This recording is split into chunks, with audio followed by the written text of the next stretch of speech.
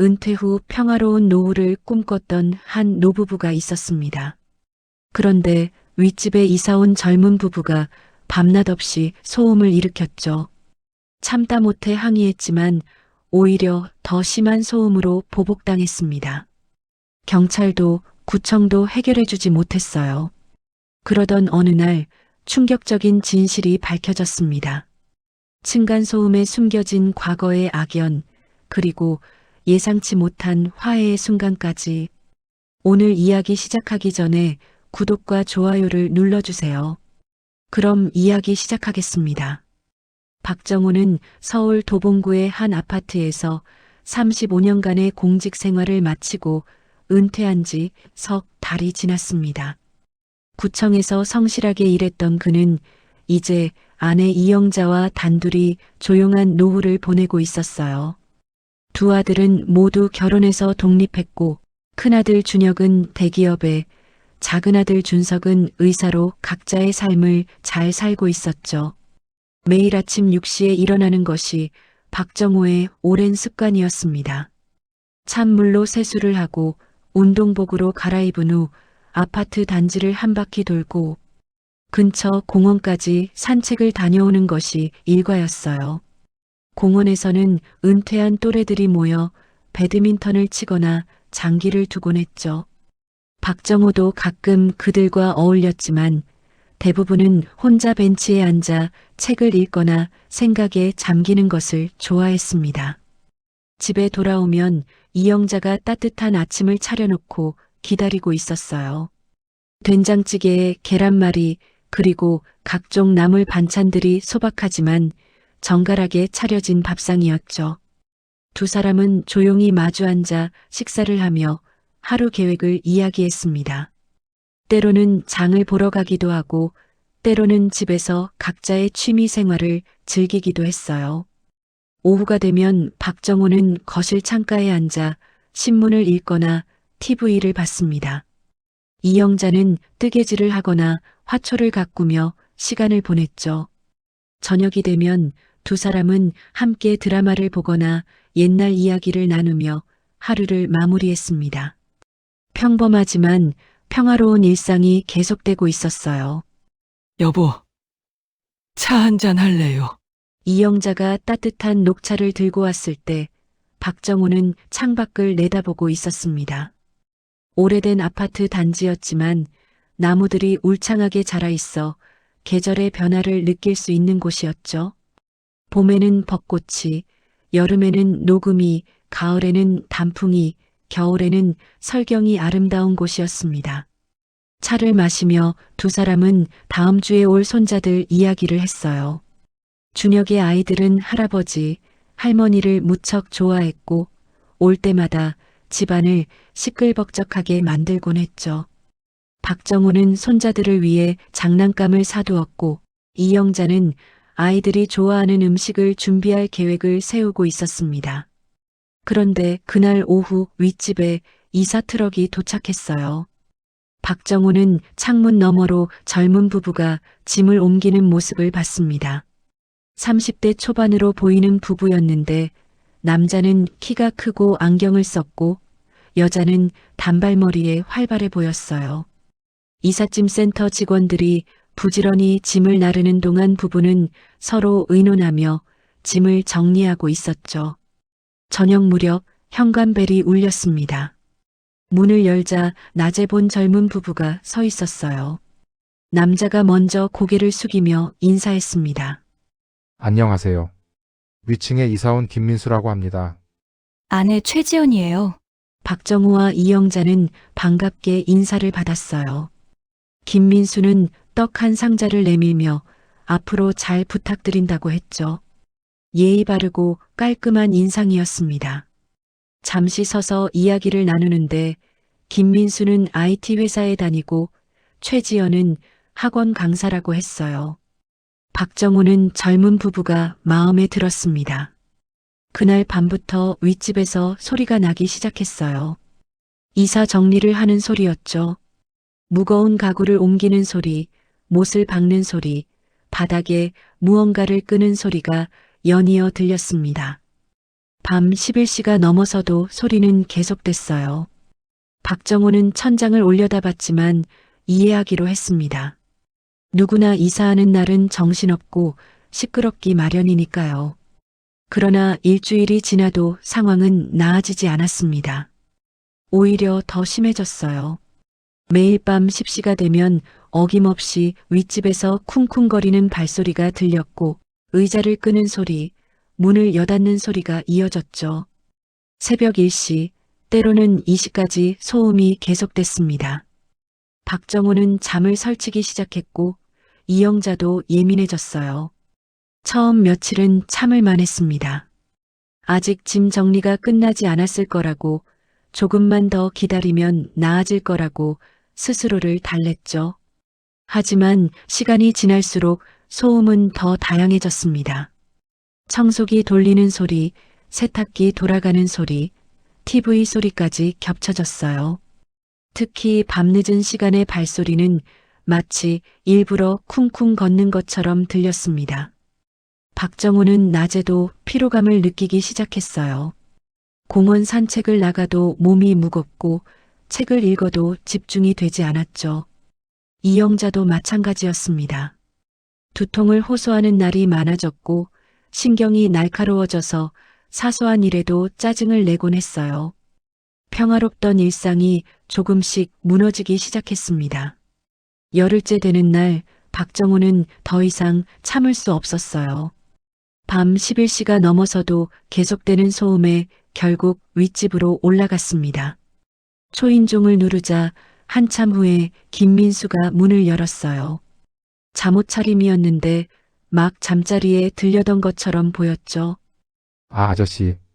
이 시간에 무슨 일이세요? 김민수가 놀란 표정으로 물었습니다. 박정호는 최대한 정중하게 말했어요. 죄송한데, 밤에 소리가 좀 많이 나서요. 조금만 조용히 해주실 수 있을까요? 김민수는 당황한 표정을 지었습니다. 정말 몰랐다는 듯이 사과를 했어요. 정말요? 저희가 그렇게 시끄러웠나요? 정말 죄송합니다. 김민수는 자신들이 밤늦게까지 일하고 돌아와서 집안일을 하느라 그랬다고 설명했습니다. 앞으로는 조심하겠다고 몇 번이나 고개를 숙였어요. 박정호는 그 모습을 보고 마음이 누그러졌습니다. 젊은 사람들도 나름의 사정이 있을 거라고 생각했죠. 그날 밤은 정말 조용했어요. 발소리 하나 들리지 않았습니다. 박정호 부부는 오랜만에 푹 잘 수 있었죠. 다음 날 아침 이영자는 개운한 표정으로 아침을 준비했고 박정호도 기분 좋게 산책을 다녀왔습니다. 역시 대화로 해결하는 게 최선이라고 생각했어요. 하지만 그것도 단 하루뿐이었습니다. 다음 날 밤부터 소음은 다시 시작됐고 이번에는 더 심해졌어요. 마치 보복이라도 하듯이 더 크게, 더 늦게까지 소음을 냈습니다. 쿵쿵거리는 발소리는 마치 일부러 발 뒤꿈치로 걷는 것 같았고 의자 끄는 소리도 더 자주 들렸어요. 박정호는 다시 윗집을 찾아갔습니다. 이번에는 최지연이 문을 열었어요. 그런데 표정부터가 달랐습니다. 짜증스럽다는 듯이 인상을 찌푸리고 있었죠. 또 무슨 일이세요? 최지연의 말투가 퉁명스러웠습니다. 박정호는 당황했지만 침착하게 말했어요. 어제 남편분께 말씀드렸는데, 밤에 소리가... 최지연은 박정호의 말을 끊었습니다. 아니, 우리도 살아야 하는데 어떻게 소리를 안 내고 살아요? 너무 예민하신 거 아니에요? 박정호는 할 말을 잃었습니다. 분명 정중하게 부탁하는데 왜 이렇게 공격적으로 나오는지 이해할 수 없었어요. 최지연은 계속해서 말했죠. 아저씨도 젊었을 때는 시끄럽게 살았을 거 아니에요. 애들도 키우고 그랬잖아요. 그리고는 문을 쾅 닫아버렸습니다. 박정호는 어이가 없어서 한참을 문 앞에 서 있었어요. 집으로 돌아오는 발걸음이 무거웠습니다. 그날 이후 윗집의 소음은 노골적인 괴롭힘으로 변했습니다. 새벽 2시에 세탁기를 돌리는 소리가 들렸고 때로는 새벽 3시에 진공청소기 소리가 났어요. 무거운 물건을 일부러 떨어뜨리는 듯한 소리도 반복됐습니다. 박정호는 이제 확신했어요. 이건 의도적인 괴롭힘이었죠. 이영자의 건강이 급격히 나빠졌습니다. 만성 두통에 시달렸고 소화도 잘 되지 않았어요. 병원에 가보니 스트레스성 위염과 불면증 진단을 받았습니다. 의사는 충분한 휴식과 수면이 필요하다고 했지만 그게 가능한 상황이 아니었죠.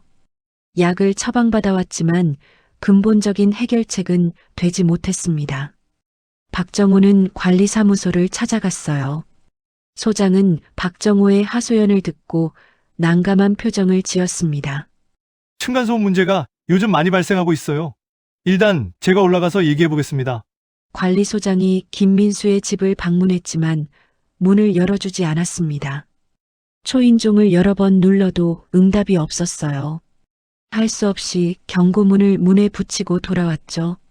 하지만 그날 밤 소음은 더 심했습니다.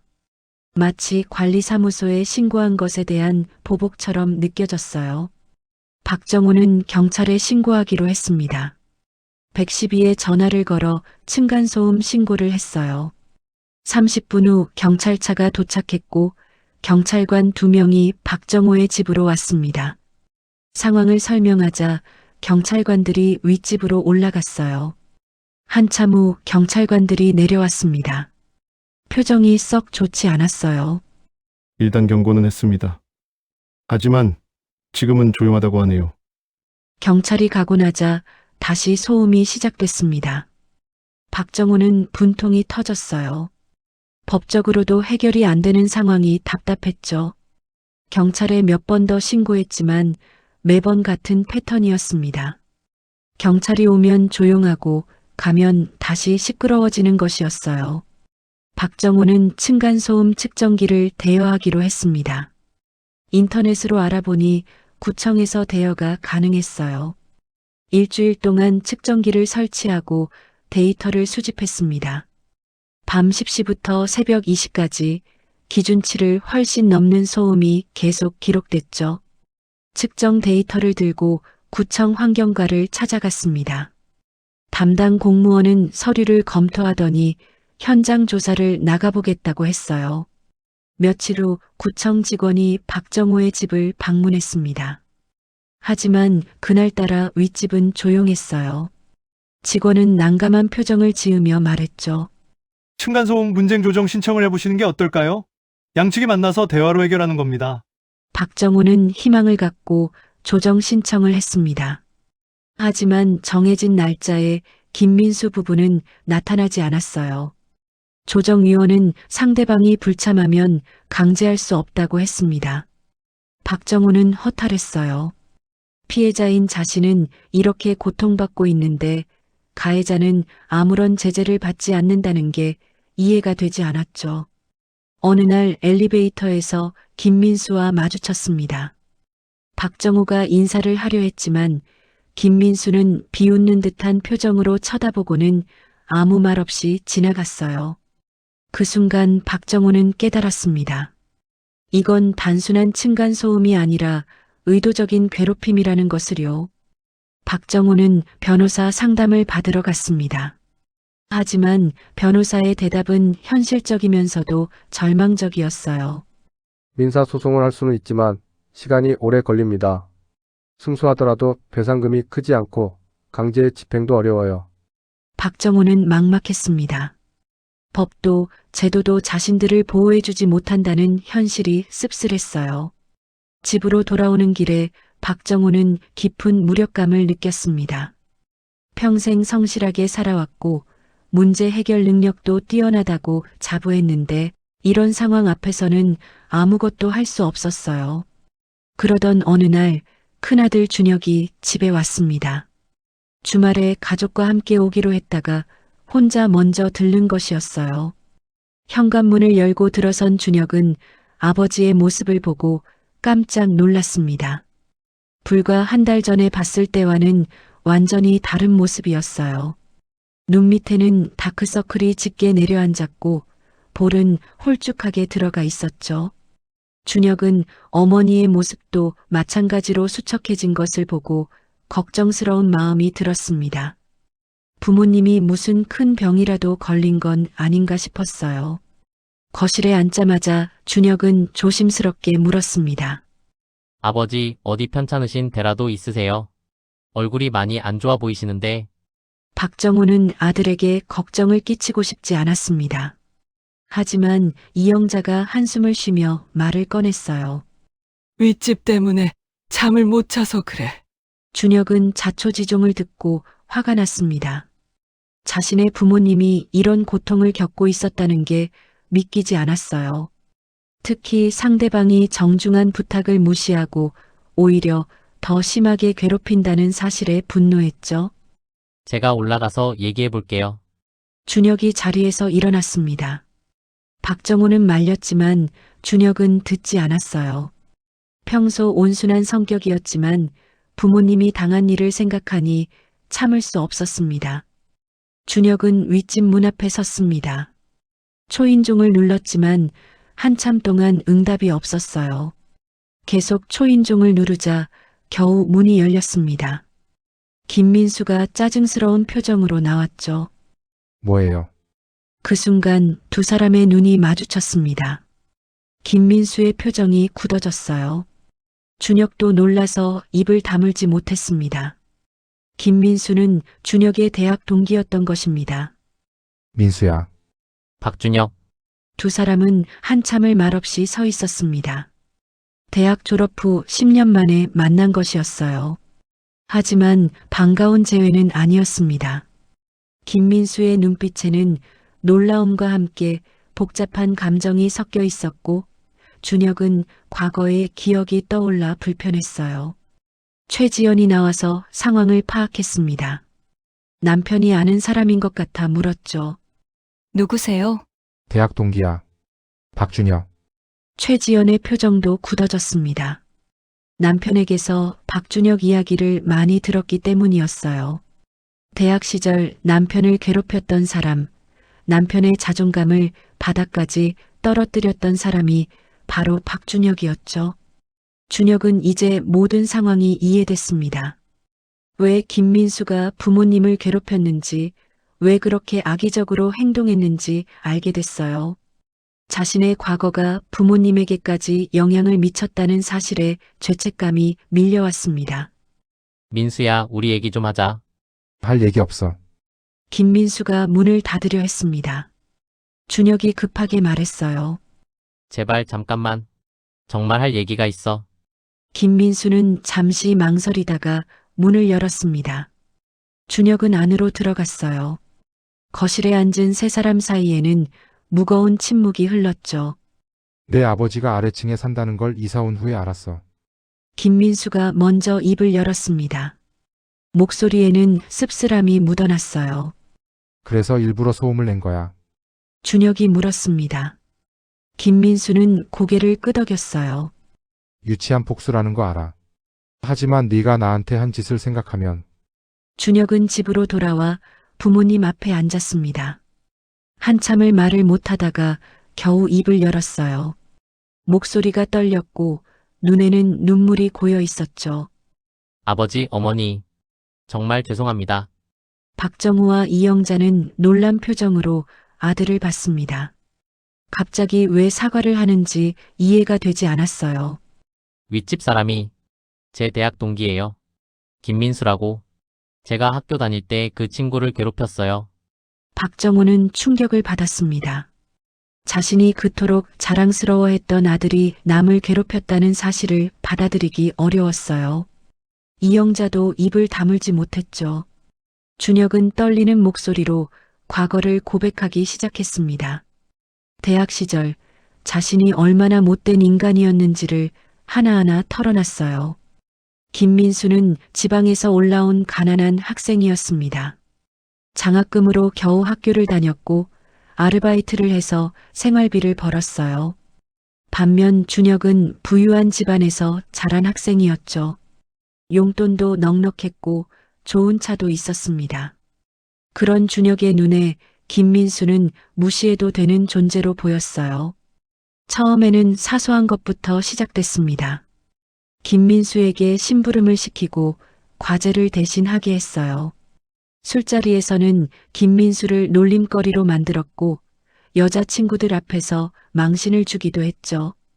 돈을 빌리고는 갚지 않았고 때로는 김민수의 물건을 함부로 가져다 쓰기도 했습니다.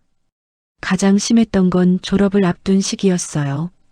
김민수가 대기업 인턴십에 합격했는데 준혁과 친구들이 회사에 김민수에 대한 안 좋은 소문을 퍼뜨렸습니다. 결국 김민수는 인턴십 기회를 잃었고 졸업 후에도 오랫동안 취업을 하지 못했어요. 제가 정말 나쁜 놈이었어요. 그때는 그게 얼마나 잘못된 일인지 몰랐어요. 준혁은 울면서 말했습니다. 박정호는 아들의 고백을 들으며 깊은 충격에 빠졌어요. 자신이 아들을 어떻게 키웠기에 이런 사람이 됐을까 자책했습니다. 내가 너를 잘못 키웠구나. 박정호의 목소리에는 깊은 실망과 자책이 묻어났습니다. 이영자도 눈물을 흘렸어요. 착하고 성실한 아들이라고만 생각했는데 이런 어두운 면이 있었다니 믿기지 않았죠.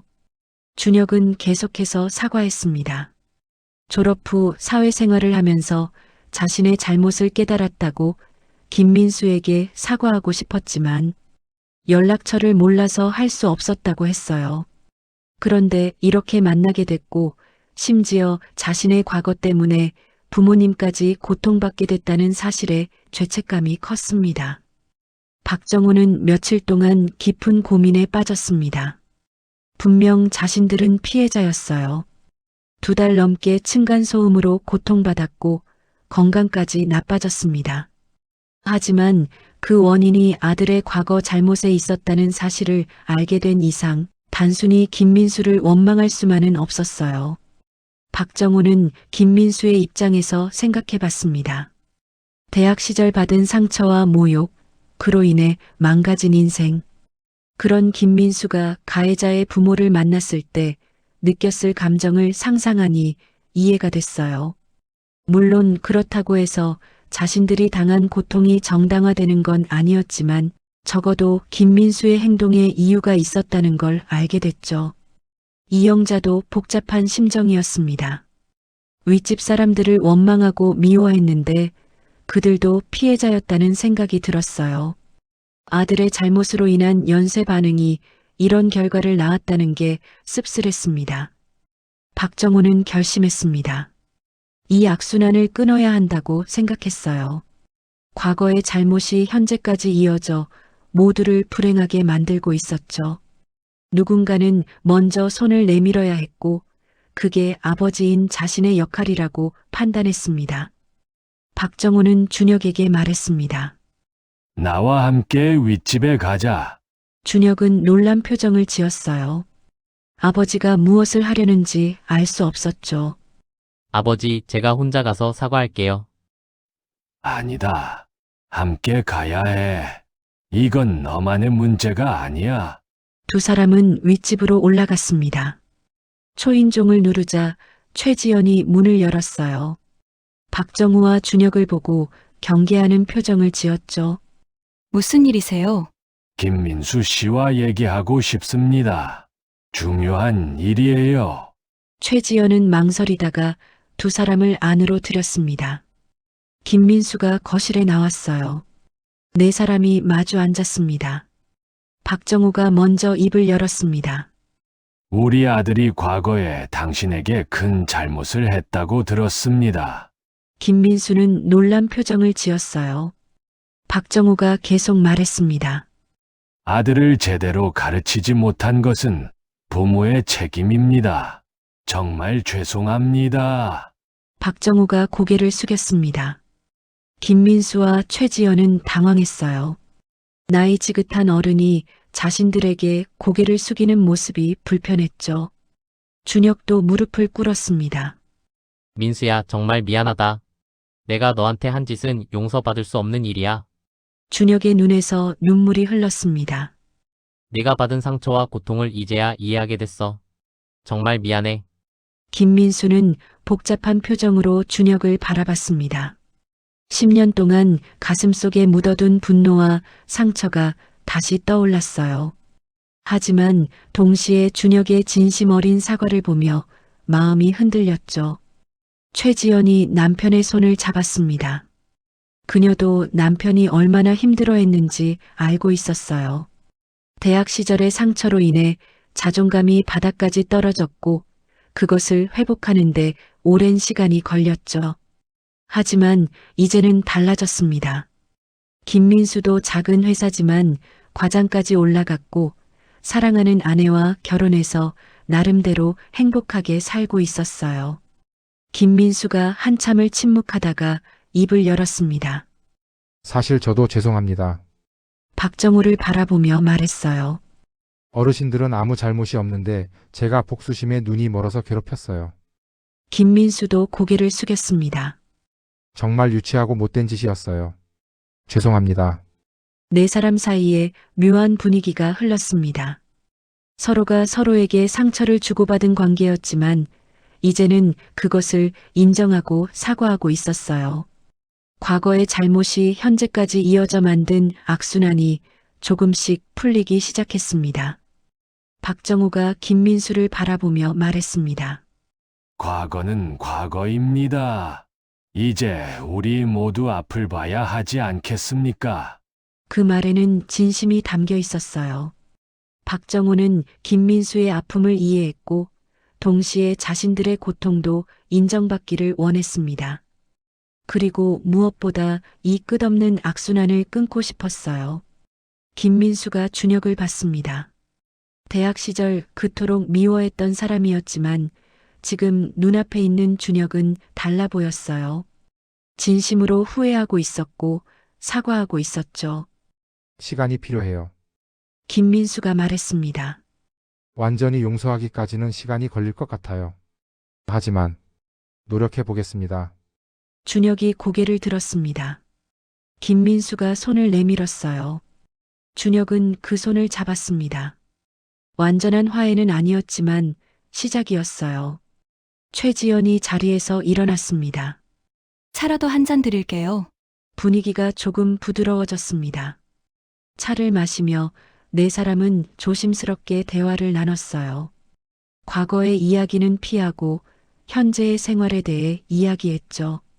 김민수는 IT 회사에서 일하고 있었고 최근 프로젝트가 잘 되어서 승진 가능성이 있다고 했습니다.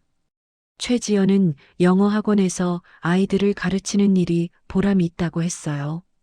준혁은 대기업에서 과장으로 일하고 있었고 두 아이의 아버지가 됐다고 했죠. 대화를 나누다 보니 서로가 평범한 사람들이라는 걸 알게 됐습니다. 각자 나름의 삶을 살고 있었고 행복을 추구하고 있었어요. 과거의 상처와 잘못이 있었지만 그것이 현재의 삶을 완전히 지배할 필요는 없었죠. 김민수가 박정우에게 말했습니다. 앞으로는 정말 조심하겠습니다. 실내화도 샀고 카펫도 깔았어요. 고맙습니다. 아니에요. 당연한 거죠. 그동안 정말 죄송했어요. 박정우가 따뜻하게 웃었습니다. 이제 됐습니다. 우리 모두 새롭게 시작하면 되지요. 그날 이후 윗집은 정말로 조용해졌습니다. 발소리 하나 들리지 않을 정도로 조심했어요. 때로는 너무 조용해서 위에 사람이 있나 싶을 정도였죠. 박정우 부부는 오랜만에 편안한 잠을 잘 수 있었습니다. 준혁은 김민수와 연락을 주고받기 시작했습니다. 처음에는 어색했지만 시간이 지나면서 조금씩 자연스러워졌어요. 과거를 완전히 지울 수는 없었지만 새로운 관계를 만들어 가려고 노력했죠. 어느 날 김민수가 박정우의 집을 방문했습니다. 과일 바구니를 들고 왔어요. 어머니 건강은 좋아지셨어요. 김민수가 이영자에게 물었습니다. 이영자는 웃으며 대답했어요. 많이 좋아졌어요. 이제 잠도 잘 자고요. 정말 다행이에요. 김민수는 진심으로 안도했습니다. 자신들 때문에 고생한 것이 미안했어요. 한 달이 지났습니다. 김민수 부부가 이사를 간다고 알려왔어요. 박정호는 놀랐습니다. 갑자기 왜 이사를요? 김민수가 쑥스럽게 웃으며 말했습니다. 회사 근처로 이사 가기로 했어요. 출퇴근 시간을 줄이려고요.